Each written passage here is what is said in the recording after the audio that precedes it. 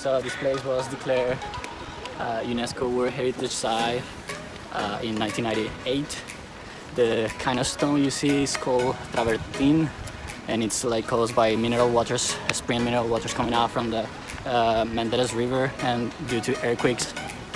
It became like this? This place was famous for a philosopher called Epictetus, I guess.